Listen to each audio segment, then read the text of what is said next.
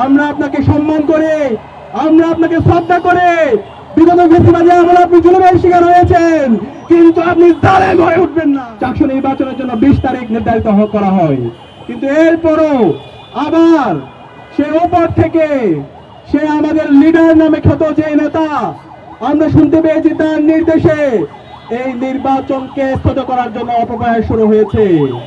আমরা বলতে চাই শিক্ষার্থীদের যে ম্যান্ডেট, শিক্ষার্থীদের যে দাবি, ছাত্র সংসদ নির্বাচন আপনি বাধাগ্রস্ত করবেন না। এই নির্বাচন যদি বাধাগ্রস্ত করেন, তাহলে 12 ফেব্রুয়ারি এই জাতীয় নির্বাচন হবে।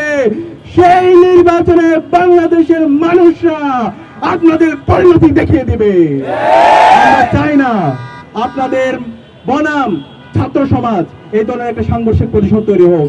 আমরা চাই সঠিক সময়ে নির্বাচন হবে, নির্বাচনের মাধ্যমে বাংলাদেশে যে গণতন্ত্রের যাত্রা শুরু হয়েছে সেই যাত্রা চলমান থাকবে, এবং এই যাত্রায় এই গণতন্ত্রের চর্চায় কেউ যদি বাধা তৈরি করতে চায়, তাহলে বাংলাদেশের ফেসিবাদের পরিণতি যে হয়েছিল তার চাইতে খারাপ পরিণতি আপনাদের হবে।